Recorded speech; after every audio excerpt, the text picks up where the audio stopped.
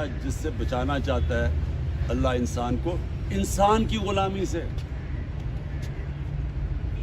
یہ دعویٰ ہے میں کسی کے سامنے جب نہیں جھکوں گا تو کون جھکاتا ہے؟ کون؟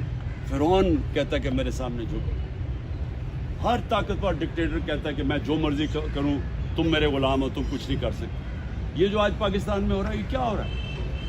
وہ طاقتور آدمی بیٹھا ہوا کہہ رہا ہے کہ دیکھو میری طاقت کتنی ہے. میں لوگوں کے گھروں میں رات کو گھس جاتا ہوں, کوئی مجھے پوچھنے والا نہیں ہے. 20-30 لوگ پولیس والے گھس گئے, گھر توڑ کے چلے گئے, کسی کو پکڑ کے لے کے چلے گئے.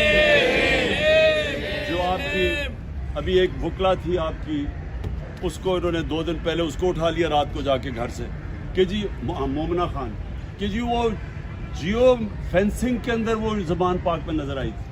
کبھی سنا دنیا میں اس چیز کے اوپر کسی کو پکڑتے ہیں رات کے 3 بجے جا کے گھر سے؟ دہشت پھیلائی ہوئی ہے کہ ہم وہ طاقت ہے, ہم جو مرضی چاہے کر سکتے ہیں, آپ ہمارے غلام ہیں. دیکھیں یہ آپ نے سمجھنا ہے کہ غلام قوم کبھی اس کا مستقبل نہیں ہوتا. غلام صرف اچھے غلام بن سکتے ہیں, غلاموں کی کبھی پرواز اوپر نہیں ہوتی. مدینہ کی ریاست اللہ جب آپ کو کہتا ہے کہ نبی کی سنت پہ چلو, تو مدینہ کی ریاست ہمارے نبی صلی اللہ علیہ وسلم کی سنت تھی. اور کیا ہوا تھا وہاں؟ وہ ریاست میں دنیا کی تاریخ کا سب سے بڑا انقلاب آیا. یہ سمجھنے کی بات ہے, میں اب دین کے سے ہٹ کے آپ کو بات کر رہا ہوں. میں ایز ایک تاریخ کا تجزیہ نگار بات کر رہا ہوں. آپ 625 جنگ بدر 313 لوگ لڑنے والے, 625 636 11 سال کے بعد یارموک کی جنگ ہوتی ہے. دنیا کی تاریخ میں ورلڈ ہسٹری میں لکھا ہوا ہے. 11 سال کے بعد جو اس وقت کی سپر پاور تھی رومن بیزنٹائن ایمپائر, وہ یارموک میں مسلمانوں کے سامنے گھٹنے ٹیک دیتی. 1 لاکھ ہوتی ہے ان کی لڑنے والی فوج. تو 1 لاکھ فوج ان کی, تو 313 سے یہ پہنچ گئے تھے میرے خیال میں 35,000 پر. تو 35,000 کے سامنے سپر پاور پہلی گرتی ہے. اور اگلے سال قدسیہ میں جو دوسری سپر پاور ہے وہ ان کے سامنے گر جاتی ہے. 11 اور 12 سالوں کے اندر 2 سپر پاورز گرتی ہیں. اب ذرا یہ سوچیں کہ وہ کیا انقلاب آیا تھا.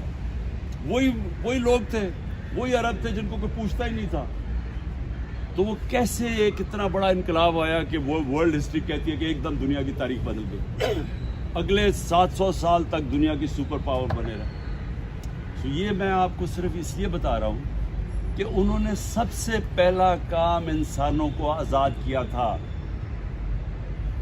اور آزادی سب سے پہلی دی تھی. یہ جو آپ کہتے ہیں نا بت توڑے تھے, بت جو توڑے تھے وہ تو ایک تو کعبے میں بت توڑے تھے, وہ دوسرے بت بھی توڑ دیے تھے کہ ہر انسان قانون کے سامنے ایک برابر ہے. ایک حضرت عمر کے دور میں واقعہ ہوتا ہے, ایک شہزادہ مسلمان ہو جاتا ہے, طواف کر رہے ہوتے ہیں خانہ کعبہ کا, ایک غلام کا پیر آ جاتا ہے اس شہزادے کی اس کے اوپر چوغے پہ, وہ اس کو مارتا ہے. وہ جا کے حضرت عمر کو بتا دیتا ہے. حضرت عمر دونوں کو بلا لیتے ہیں. وہ شہزادے سے پوچھتے ہیں تم نے مارا تھا اس کو؟ اس نے کہا مارا تھا. اس نے کہا غلام کو واپس مارو. وہ اسلام ہی چھوڑ کے چلا جاتا ہے شہزادہ. لیکن مسلمانوں کا جو انصاف تھا